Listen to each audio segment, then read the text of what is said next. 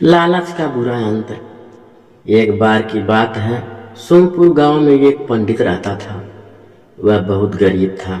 किसी तरह गांव के बच्चों को शिक्षा दीक्षा देकर थोड़ा बहुत पैसे कमा लेता था, जिससे उसका गुजारा चल जाता था। किसी तरह वह गरीबी में अपना जीवन यापन कर रहा था। लेकिन पंडित के अंदर एक खूबी यह भी थी कि उसे वैधर्म मंत्र का ज्ञान था। पंडित के वैधर्म मंत्र पढ़ने से आकाश से हीरे मोती सोना चांदी जैसे ज्वारातों की वर्षा होती थी। लेकिन समस्या यह थी कि वैधर्म मंत्र तभी पढ़ा जा सकता था जब नक्षत्र चांद सितारों का योग बनता हो। लेकिन पंडित के लिए यह पता कर पाना कठिन था कि ऐसा योग कब बनता है। लेकिन इस तरह के योग साल भर में एक बार ही कुछ सेकंड के लिए बनता है। पंडित अपनी गरीबी दूर करने के लिए कई महीनों से आकाश की तरफ निगाहें लगाए रखा था, जिससे वह वैधर्म मंत्र की सहायता से कुछ जवाहरात को इकट्ठा करके धनवान बन जाए।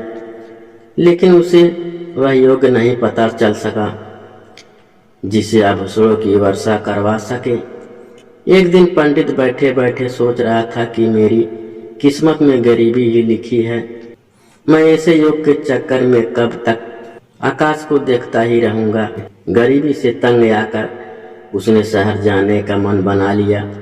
उसके साथ उसका एक परम शिष्य भी चल दिया। शहर जाने के लिए जंगल के रास्ते से होकर जाना पड़ता था। उसी जंगल में डाकुओं का एक गिरोह रहता था, जो मौका पाते ही उधर से जाने वाले यात्रियों को लूट लेते थे। एक डाकू के दल की नज़र जंगल से जाते हुए पंडित और उसके शिष्य पर पड़ी। फिर क्या डाकुओं ने उन दोनों पर टूट पड़े और उनकी तलाशी लिया।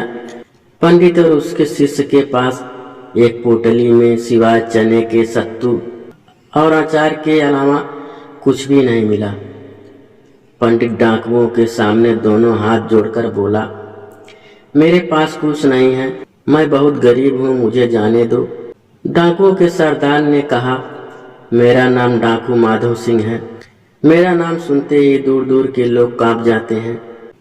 मैं पत्थर से भी पैसा निकाल लेता हूँ।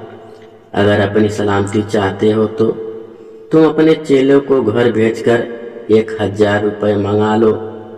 डाकुओं ने पंडित को खुले आसमान में एक पेड़ से बांध दिया। चेले ने पंडित को धैर्य दिलाते हुए कहा, गुरुजी आप चिंता मत करो, मैं गांव जाकर पैसों का इंतजाम करके आता हूँ। लेकिन ध्यान रहे, आप वैधर्म मंत्र के बारे में डाकुओं से मत बताना, नहीं तो ये आपको सदा के लिए बंदी बना लेंगे। इतना कहकर शिष्य गांव की तरफ चला गया। ठंड का मौसम था, सर्दी बढ़ने लगी। पंडित ठिठुर रहा था। भगवान से मदद मांगने के लिए उसने अपने दोनों हाथ जोड़कर आकाश की तरफ देखा तो चौंक गया। आकाश में चांद सितारों का महायोग बन रहा था, जिससे वैधर्म मंत्र पढ़ा जा सकता था। पंडित अपनी जान बचाने के लिए उतावला हो उठा। वह अपने शिष्य की बात को भूल गया। उसने डाकू माधव सिंह से कहा, सरदार अगर मैं आसमान से ज्वारातों की बारिश करवा दूं तो आप मुझे छोड़ दोगे? पंडित की यह बात सुनकर सभी डाकू हंस पड़े और कहने लगे, लगता है ठंड के कारण पंडित का दिमाग हिल गया है। डाकुओं के सरदार ने कहा, चलो पंडित से मजे लेते हैं, देखते हैं कैसे यह ज्वारातों की बारिश करवाता है। पंडित ने खुले आसमान में बैठकर वैधर्म मंत्र पढ़ा और आसमान से आभूषणों की बारिश हो गई। डाकू माधव सिंह के आदेश पर उसके साथी जवाहरात को इकट्ठा करके पोटली बनाने लगे। तभी उस जंगल का खूंखार डाकू रंजीत सिंह अपनी गिरोह लेकर वहां आ पहुंचा। उसने कड़क आवाज देते हुए माधव सिंह और उसके साथियों से कहा, यह सभी जवाहरात मुझे दे दो, नहीं तो मैं तुम दोनों को यहीं दफन कर दूंगा। तभी माधव सिंह ने यन दल के सरदार कहा, भाई रंजीत सिंह, इस पंडित को ले जाओ, इसने ही आसमान से इन ज्वारातों की वर्षा करवाई है। उसने पंडित को दबोच लिया और कहा, चल पंडित आभूषणों की वर्षा करवा।